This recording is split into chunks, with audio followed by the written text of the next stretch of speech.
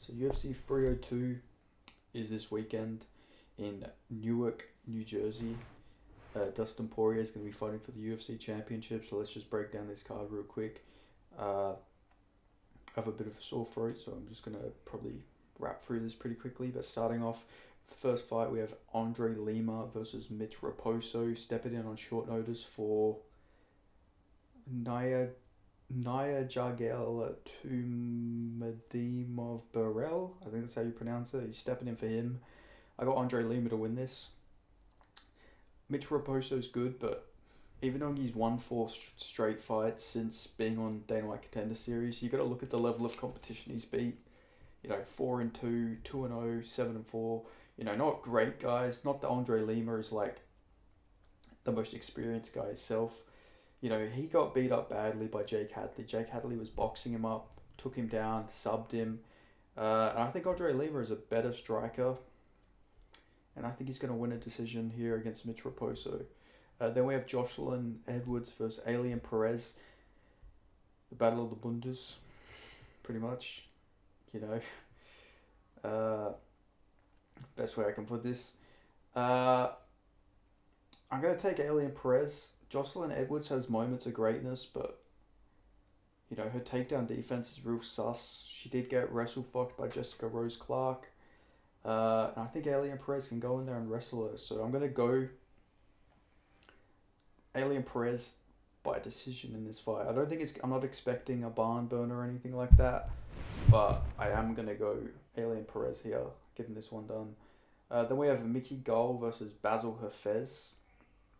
Now, a fun fact about this fight, these two actually met in a grappling comp about 10 years ago, and Basil Hafez actually beat Mickey Gall. I know 10 years ago, but it does mean a little bit, as Mickey Gall, in my opinion, is the worst striker here. I don't think he's as good of a striker as Basil Hafez. And if Basil Hafez got the better grappling as well, he's a bigger guy than Mickey Gall. Mickey Gall has talked about moving down to lightweight in the past. Basil Hafez is like a middleweight sized welterweight. He's a big guy for the weight class. He's powerful. I do think Basil Hafez is going to get this one done. I think he really is better everywhere than Mickey Gall. So I see him sort of getting maybe a KO, to be honest. He's got some power in those hands. I know he doesn't have the most knockouts, but if you do watch some of his fights, he does have KO power. Maybe his chin's going to be gone after that JDM fight. JDM did beat the shit out of Basil Hafez, and you got to think that maybe does affect his chin, but I don't think Mickey Gall's packing the type of power to go in there and hurt Basil Hafez if JDM couldn't. Then we have Nico Price versus Alex Morono. Now, I know Nico Price is on a pretty bad streak right now. When you look at it, like getting KO'd by Robbie Lawler, losing to Phil Rowe, beat Alex Oliveira in like a weird fight, but he was walking down Michel Pereira and he did almost get a 10-8 in that third round. He has been very hit and miss. I think his chin is gone, but Alex Morono isn't a guy who goes in there and chins people. Alex Morono is probably even chinnier. He did survive Buckley somehow. I don't know how the fuck that happened, but besides that, gets chinned by Ponzi, almost gets KO'd in the third round by Semmelsberger, gets almost KO'd by Anthony Pettis, got chinned by Chaos Williams. I know these are tough, good guys, but his chin's always been a bit worrying. I think Nico Price can go in there, and I think he can sleep him in this fight. I feel like this is a good stylistic matchup, and he's done it before. He slept Alex Morono, so we do know he's got the power to hurt Morono. Maybe his chin's not as good, but that power is the last thing to go, and I do think Nico Price still has that power, so I'm going to go Nico Price to get this one done by KO. Then we have Phil Rowe versus Jake Matthews. I'm going Jake Matthews here. I know Phil Rowe's got a bunch of grappling matches on his record. He's going in and grappling. He's losing all of them. Don't get me wrong, but he's fighting, Craig Jones, Gordon Ryan. He's going in there against really good grapplers. But, outside of that Nico Price fight where he was losing that fight, absolutely getting the shit beat out of him, and Nico Price just sort of like gassed himself out. He has no impressive wins, really. Jason Witt, no chin. Orion Kosuke, he's not really the greatest level guy.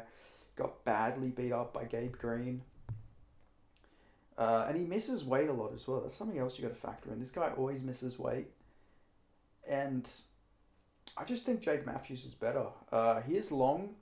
You know, he is a very long guy, Phil Rowe, but that maybe will stylistically mess up Jake Matthews a bit here. But I still think Jake Matthews has underrated leg kicks. You know, he can kick that leg up a bit. If you look at some of the guys he's beat, yeah, I know Andre Fiallo, who hasn't beat him, but like he beat the Leech back in the day. You know, he's got some good wins.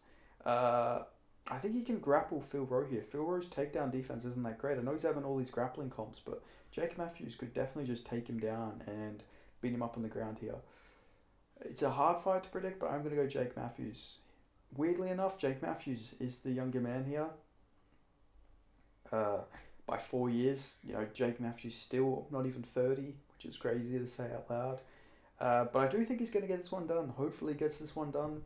But yeah, I'm going to go Jake Matthews. No bias though, I do think he's going to beat Phil Rowe, who did look awful against Magny, let's be honest. He maybe could have won that, but like still, he didn't really put on like a crazy performance. I know Mike Malott did lose to Neil Magny, but at least he was dominating the fight, you know. Phil Rowe was making that fight with Magny close. I feel like Jake Matthews could beat Neil Magny, honestly. But anyway, that's MMA math. I do think that Jake Matthews is going to get this one done though. Then we have Grant Dawson versus Joe Solecki. I do think Grant Dawson's just a better Joe Solecki, to be honest. I know that's like simplifying it a bit, but I really do think he's just better in every way. They both don't have the greatest chins, but I feel like Grant Dawson's probably got the better striking. He's the better grappler. He's beat the better level of competition. And if it stays on the feet, I mean, I think Grant Dawson's got a bit better striking. He's got a bit more pop to his shots. I feel like he did KO Leo Santos. I know it was ground and pound, but he has the power to knock out people with ground and pound at least. That's something to, you know, to look out for at least. Like Joe Solecki on the other hand, we've never really seen any pop in his punches. Like I think he's got 0 TKO wins. He's got 1, okay. I'd imagine that's probably like ground and pound or something. Where is it? Ref stoppage from strikes. So yeah, ground and pound. I do think Grant Dawson. This is a fight that Grant Dawson will probably dominate. Then we have Roman Kopylov versus Cesar Almeida. I'm actually going to go Cesar Almeida here. I believe in this guy. I know he's old, but it's middleweight. That shit don't matter. Cesar Almeida is really good. I know he's 5-0, but he's got some pop in his shots. Roman Kopylov, I don't think he's going to be going in there and wrestling. And if this fight stays on the feet, I think Cesar Almeida has a good shot to get a first round KO. Roman Kopylov really takes a while to get into the fight. You'll never see Roman Kopylov get a first round KO. He's a very slow starter, and I think if Cesar Almeida gets on him fast in that first round, I do think he can go in there, and I think he can, you know, no homo, have his way with him a little bit. I really do think he can go in there and mess him up. So, yeah, I'm actually going to go Cesar Almeida. Probably like a TKO. I know I'm not off the Roman Kopylov train by any means. I still think he's a good fighter. I know this is a completely different stylistic matchup than the fight against Anthony Hernandez. But, you know, regardless, I'm going to go with Cesar Almeida. I think he can get this one done. Then we got Randy Brown versus Alessio Zaleski dos Santos. I'm going to go with Randy Brown. I think his long-rangey weapons can really help him here. Zaleski normally does better against grapplers, I would say. You know, Abuka, Nurmagomedov, Renat, Benoit Saint Denis. He's got good takedown defense, but against like actual strikers, he does seem to lose. You know, the Leech chinned him. To be fair, if you look at his record, he really hasn't fucking lost that much. It's actually crazy when you look at it, because he should have won that Muslim Salikov fight. So he would arguably be on a 1, 2, 3, 4 fight winning streak. Almost beat Renat for credit. No, that is crazy to be honest. But he's getting older. I think Randy Brown's got the long rangey weapons to keep him apart, keep him away from him, and get this one done. So I'm going to go Randy Brown to get this one done over Zaleski. But Zaleski's got a good shot, man. Looking at it, this guy is super underrated. Didn't realize how, like, you know, good of a streak he has. Like, the Leech was really his last legitimate loss. And that was fucking 4 years ago. And before that, he was on a 1, 2, 3, 4, 5, 6, 7 fight win streak. Super underrated guy. Then we got Jailton Almeida versus Alexander Romanov. Uh, I'm gonna go Almeida second round sub probably. Romanov will probably gas out in the first round, and then Almeida will have his way with him. I feel like. Then Kevin Holland versus Michelle Olachechik. I love Olachechik, but I do think Kevin Holland's gonna rock him and then sub him in like a DAS or something like that.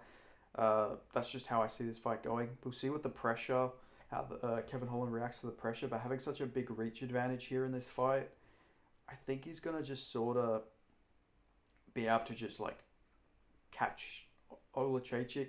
He's not like a Jack Della Maddalena where he's got good defense.